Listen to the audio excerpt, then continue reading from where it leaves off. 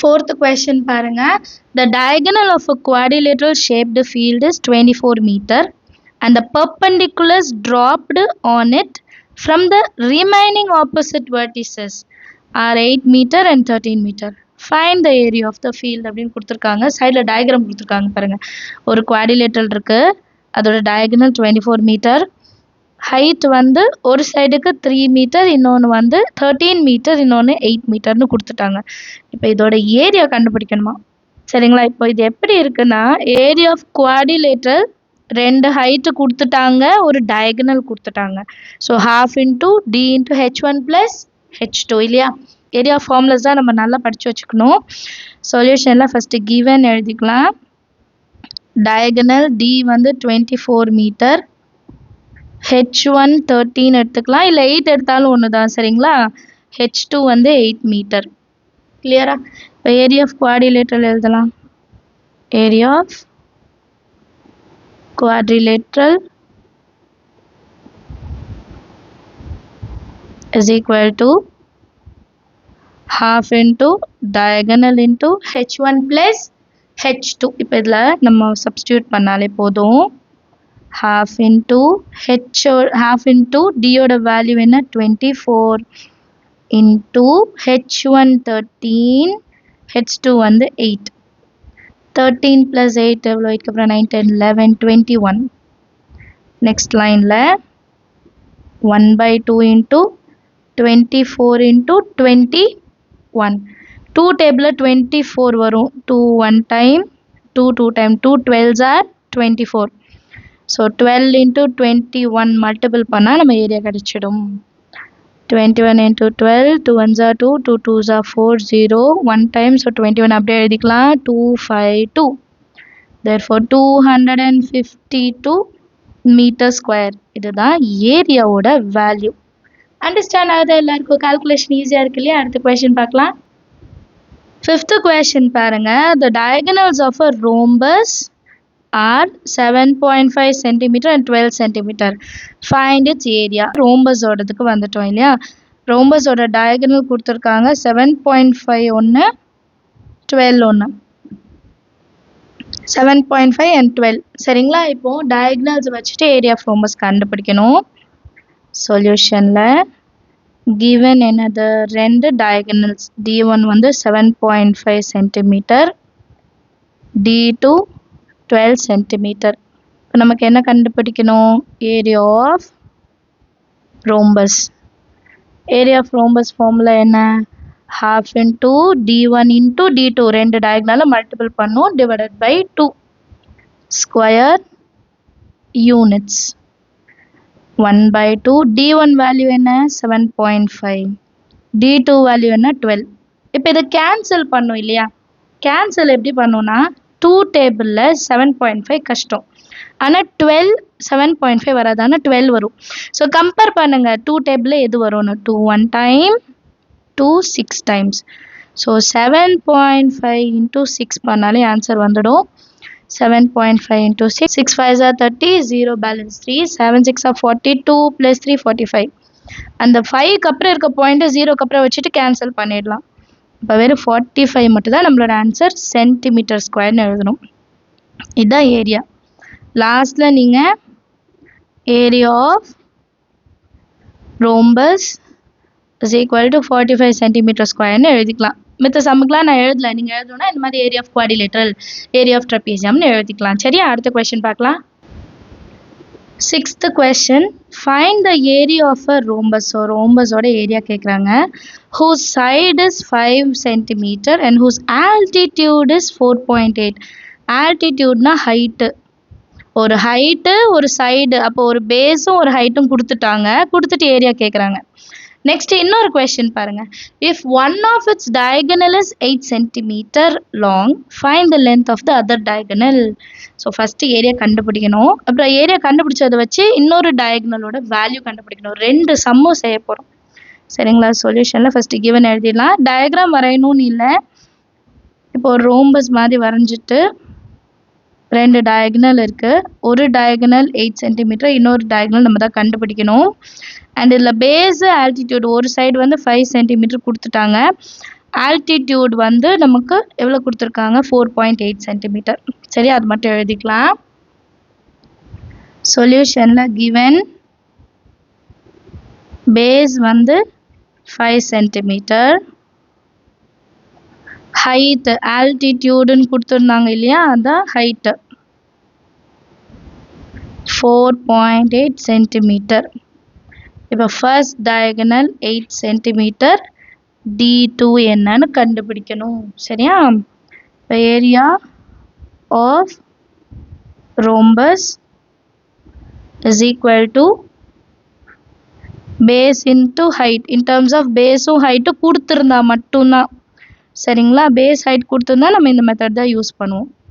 Base 5, height வந்து 4.8, 8 5s are 40, balance 4, 5 4s are 20 plus 4 24. இந்த point இருக்கும் இல்லையா, சென்டிமீட்டர் ஸ்கொயர். இந்த பாயிண்ட்டுக்கு அப்புறம் வர 0 நம்ம ரிமூவ் பண்ணிடலாம். therefore area is equal to 24 centimetre square. இப்போ எனக்கு ஏரியா இருக்கு, D1 8, D2 என்னன்னு கண்டுபிடிக்க போகிறேன். therefore area of rhombus is equal to half into D1 into D2 square units. Area of rhombus value என்ன கண்டுபிடிச்சோம், 24 is equal to 1/2 into D1 value 8, D2 value கண்டுபிடிக்கணும். 2 table 8 cancel ஆகும். 2 1 time 2 4 time. இப்போ மல்டிப்ளிகேஷனில் இருக்க 4 நான் டிவிஷன் கொண்டு வந்துடுவேன். Multiply equal to இந்த சைடு வந்தால் division is equal to D2. 4 டேபிளில் 24 எப்போ கேன்சல் ஆகும், 6 times. So D2 is equal to 6 centimetre. ரெண்டுமே கண்டுபிடிச்சிட்டோம். நம்ம ஒரு லென்த்தும் கண்டுபிடிச்சிருக்கோம், ஒரு ஏரியாவும் கண்டுபிடிச்சிருக்கோம். therefore area of rhombus is equal to 24 centimeter square. Length of another diagonal is 6 centimeter. அடுத்த question பார்க்கலாம். 7th question. The floor of a building consists of 3000 tiles which are rhombus shaped. So rhombus shaped tiles ஒட்டிருக்காங்க, 3000 tiles இருக்கு. And each of its diagonals are 45 cm and 30 cm. Diagonals கொடுத்துட்டாங்க, D1 D2 கொடுத்துட்டாங்க. Find the total cost of polishing the floor if the cost per meter square is 4 rupees. இப்போ room இப்படி இருக்குன்னு வைங்க, நமக்கு நிறைய டைல்ஸ் இருக்கும். இப்போ ஒரு டைல்ஸோட ஏரியா கண்டுபிடிச்சிட்டு டோட்டல் டைல்ஸுக்கு கண்டுபிடிக்கணும். ப்ளஸ் ஒரு மீட்டர் ஸ்கொயருக்கு எவ்வளோ கொடுத்துருக்காங்க காசு, 4 rupees. அதை லாஸ்ட்டில் மல்டிபிள் பண்ணுவோம். அப்போ தான் டோட்டல் காஸ்ட் எவ்வளோ நமக்கு தெரிய வரும். சரியா? சொல்யூஷனில் கிவன் எழுதிக்கலாம். ஃபஸ்ட்டு என்ன கொடுத்துருக்காங்க, ரோம்பஸோட diagonals D1 is equal to 45 centimeter, D2 is equal to 30 centimeter. Number of tiles எவ்வளோ இருக்கு, நம்பர் ஆஃப் டைல்ஸ் வந்து 3000. ஃபர்ஸ்ட் ஏரியா கண்டுபிடிச்சிடலாமா. Area of rhombus is equal to half into D1 into D2 square units. therefore half into D1 எவ்வளோ 45, D2 எவ்வளோ 30. இப்போ 2 டேபிளில் 30 cancel ஆகும்.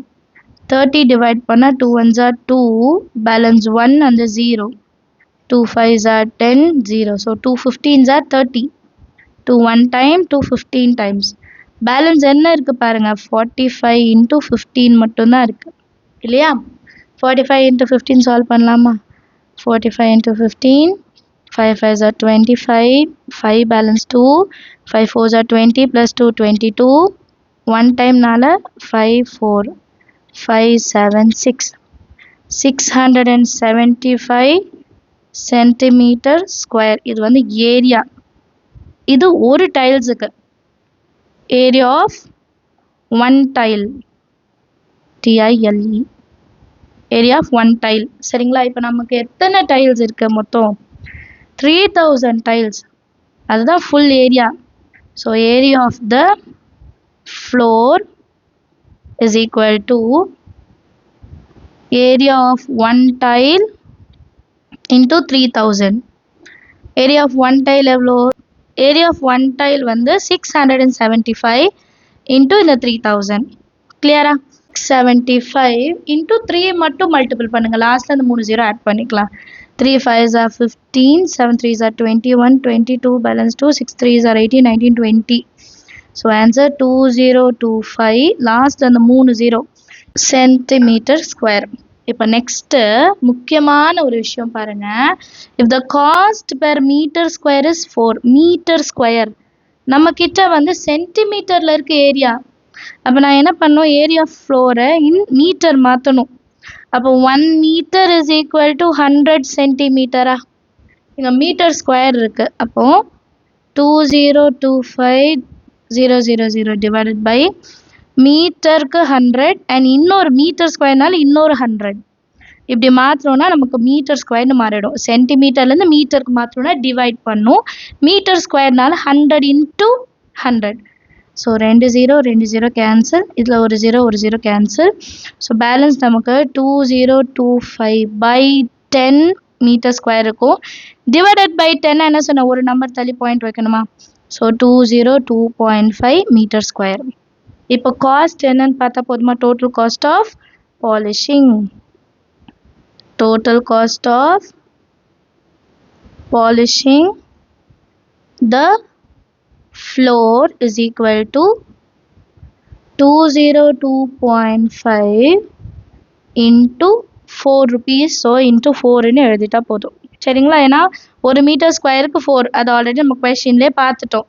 So டைரெக்டாக இங்கே நம்ம மல்டிபிள் பண்ணாலே போதும். இதை மல்டிபிள் பண்ணால் நமக்கு ஆன்சர் 810 rupees கிடைக்கும். கிளியராக இருக்கா? இந்த மல்டிப்ளிகேஷன் வந்து சைடில் நான் சால்வ் பண்ணி காமிக்கிறேன். 2025 லாஸ்ட்டில் அந்த பாயிண்ட் வச்சுக்கலாம். Into 4, 4 5s are 20, 0 balance 2, 4 2s are 8, 9 10 balance 1, 0 into 4 0 plus 1, 2 4s are 8. So ஒரு நம்பர் தள்ளி பாயிண்ட் இருந்தால் இங்கேயும் ஒரு நம்பர் தள்ளி பாயிண்ட், அந்த 0 கேன்சல் பண்ணிடலாம். ஸோ நம்மளோட ஆன்சர் என்ன கிடைக்கும்? 810 rupees. இதான் total cost of polishing the floor.